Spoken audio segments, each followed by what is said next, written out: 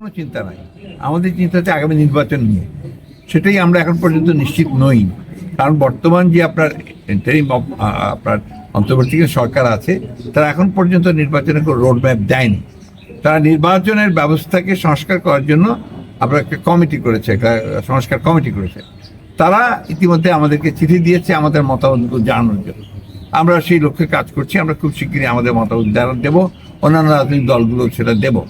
আমরা এই কথার উপরে সবচেয়ে জোর দিচ্ছি, বাংলাদেশের বর্তমান প্রেক্ষিতে সবচেয়ে জরুরি যে জিনিসটা প্রয়োজন, সেই জিনিসটা হচ্ছে যে একটি একদম অবাধ, নিরপেক্ষ, সকলের কাছে গ্রহণযোগ্য একটি নিরপেক্ষ নির্বাচন।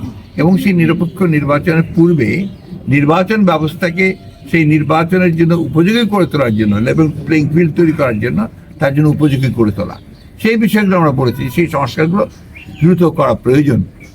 দেশের রাজনৈতিক সংকট মোকাবেলা, অর্থনৈতিক সংকট মোকাবেলা, সব কিছুর জন্য এখন একটা নির্বাচিত সরকার, নির্বাচিত পার্লামেন্ট অত্যন্ত জরুরি। সেই কথাটাই আমরা বারবার করে বলছি।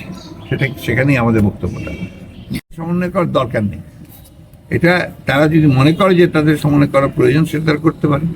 আলোচনা তো আমাদের ইতিমধ্যে 3 বার করেছে। আর কাকে তারা সমন্বয়কারী বানাবে, উপদেষ্টা বানাবে, কাকে বানাবে না, এটা দায়িত্বটা সম্পূর্ণ হবে হচ্ছে প্রফেসর ডক্টর ইউনূসের, because is the chief adviser, এবং তারই দায়িত্ব হচ্ছে তার উপদেষ্টা থাকে, তার যারা।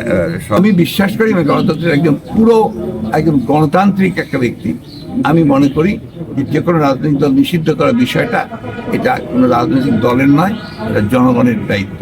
এবং সেই জনগণের দায়িত্ব হয় একটা নির্বাচনের মধ্যে দিয়ে সেটা সিদ্ধান্ত হয়। They will decide.